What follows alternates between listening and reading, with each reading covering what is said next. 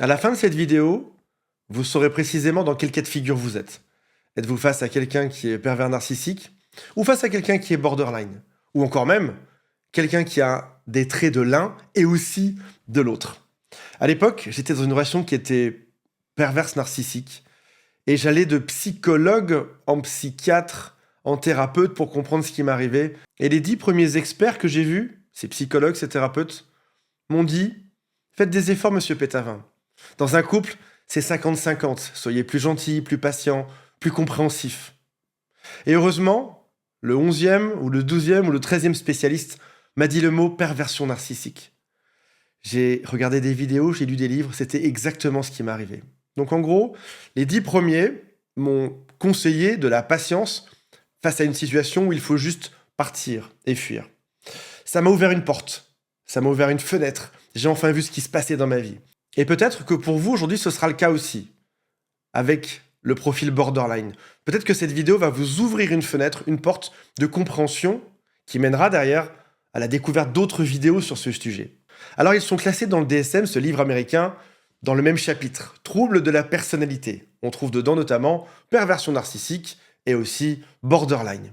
Là où c'est perturbant, c'est qu'une personne peut avoir un trouble principal, par exemple être pervers narcissique, avec des traits d'un autre trouble du même cluster. Par exemple, un narcissique peut avoir des traits de borderline, ou un borderline peut avoir des traits de narcissique. Et c'est là qu'il y a confusion, parce que qu'il soit l'un, qu'il soit l'autre, ou qu'il soit l'un et l'autre, ça ressemble.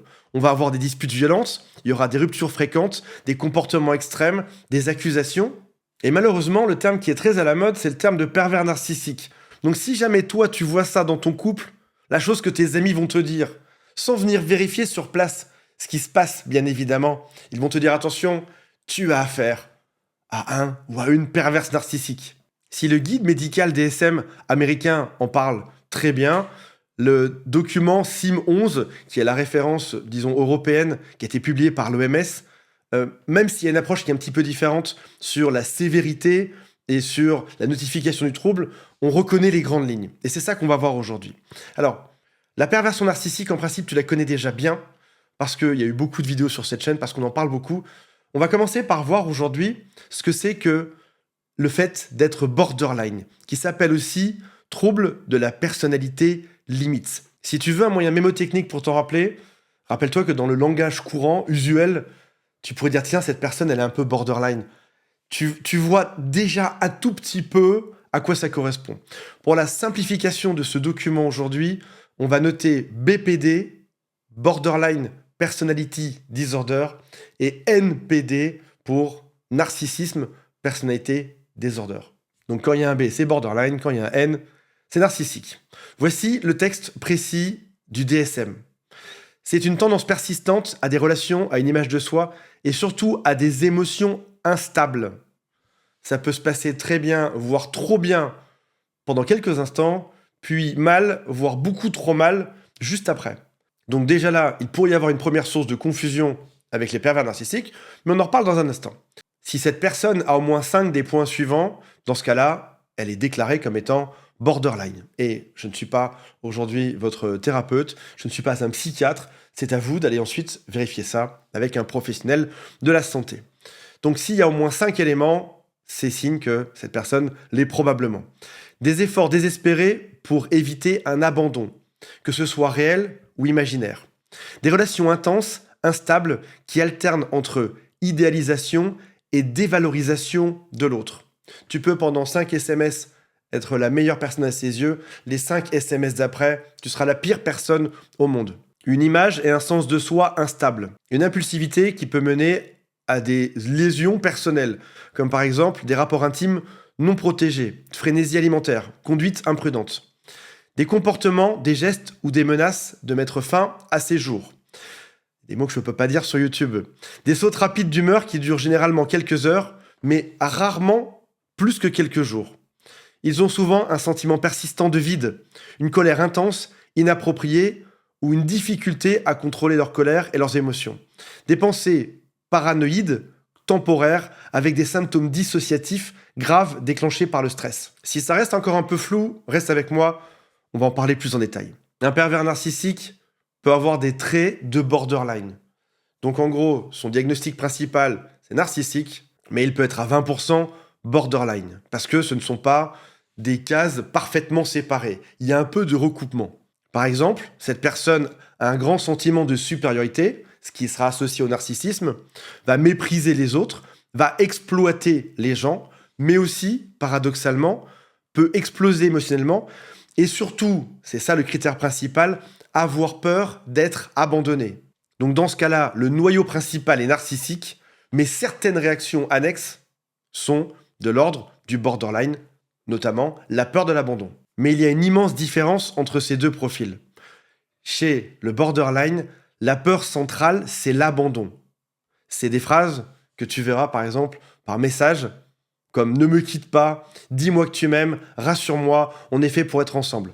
Donc tu peux avoir des appels répétés par dizaines, tu peux avoir des SMS par centaines. Si jamais tu réponds pas, ça va créer son effondrement. C'est des relations qui sont très fortes, tu as l'impression d'avoir trouvé l'amour de ta vie, tu te dis, pour que l'autre m'aime autant, c'est forcément que c'est gigantesque, qu'on est fait pour être ensemble. En réalité, t'es pas en train d'analyser la personne ni ses vraies intentions, tu es en train d'observer un trouble. Ça va être une alternance d'idéalisation. Tu es la plus belle femme sur Terre, on est fait pour être ensemble, t'es l'homme le plus génial de l'univers. Puis, une demi-heure après, une heure après, dévalorisation. Le borderline est donc ultra attaché, et ce qui va te faire bizarre, c'est qu'un jour, il peut aussi changer de partenaire et reproduire ce même attachement sur quelqu'un d'autre. Tu pensais que cette relation était importante parce que c'était intense, c'était juste son trouble qui va se reporter à la prochaine personne. Chez la personne qui est perverse narcissique, par contre, la peur centrale, ce n'est pas l'abandon, c'est l'humiliation. Pervers narcissique, le terme français est génial pour ça. Il y a cette partie qui est narcissique, le narcisse, son ego, sa fierté, qui est complètement inventée dans cette espèce de personnage qu'il a modelé selon son imagination, et la partie perverse, je vais te détruire. Sa pire peur, c'est qu'on détruise son statut, c'est qu'on le renvoie à son image réelle, c'est-à-dire celle d'un simple être humain faillible, qui a des défauts. Et cette personne va penser en permanence « je suis supérieur, tu ne dois pas me rabaisser, tu es un moucheron, je vais t'écraser, tu ne sers à rien, c'est moi le demi-dieu sur Terre ». Et là, les SMS seront très différents, tu auras dedans du mépris, de la manipulation et un besoin d'admiration. Tout est basé sur son besoin d'image, de briller, d'être génial en société. Cette vidéo commence à devenir plus simple. C'est ce que tu croyais jusqu'à présent. Tu commences à comprendre ce que c'est qu'un borderline versus ce que c'est qu'une personne qui est perverse narcissique. Mais ce que tu ne sais pas encore, c'est que ça peut aussi être deux profils, donc pas la même personne qui est soit l'un, soit l'autre, soit les deux. Ça peut être deux personnes qui vont aussi s'attirer. Les borderline sont très attirés par les personnes qui sont perverses narcissiques. Commençons par un tout petit rappel. Dans beaucoup de vidéos sur cette chaîne, je dis que les attachements anxieux sont attirés par les pervers narcissiques, qui leur donnent au début toute l'intensité de la relation, toute la réassurance qu'ils souhaitent. Et on pourrait considérer, excusez-moi les professionnels qui regardent cette vidéo, on pourrait considérer les borderline comme des anxieux plus.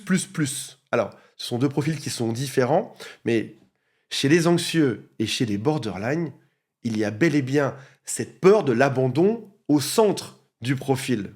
Et si toi aujourd'hui, tu as peur d'être abandonné, tu te dis peut-être, si j'ai peur d'être abandonné, c'est que je suis borderline, ce qui n'est pas le cas. Suivez-moi bien. Chez une personne qui est anxieuse, juste anxieuse, j'ai envie de dire, comme ça a été moi mon cas pendant quasiment toute ma vie, on ne retrouvera pas l'intensité émotionnelle des borderline. Comme par exemple, ça, chez un anxieux, il n'y en a pas. Des crises émotionnelles très intenses, une impulsivité dangereuse, des comportements autodestructeurs, avec les choses que je ne peux pas dire sur YouTube, un sentiment chronique de vide et une identité instable. Ça n'appartient que au borderline. On peut donc reprendre la vidéo. Un borderline sera très attiré par une personne perverse narcissique. Il cherche quelqu'un de fort. Il veut de la sécurité, de la validation et quelqu'un qui va sembler puissant. Et c'est exactement ce que va donner la personne perverse narcissique en début de relation. du charisme, de l'assurance, de la domination, de la certitude. Le pervers narcissique adore être admiré, et du coup, le narcissique va être au centre, idéalisé, indispensable. Et donc, ça vient nourrir ce cercle. Le borderline est très intense, va montrer beaucoup. Le pervers narcissique sera ravi d'avoir enfin trouvé quelque chose comme ça, puis ça va devenir complètement chaotique par la suite, parce que le borderline va changer d'état de manière régulière. Ce qui signifie donc que le couple va démarrer très intensément, mais la relation va devenir explosive. Le borderline a besoin de proximité constante, d'être validé.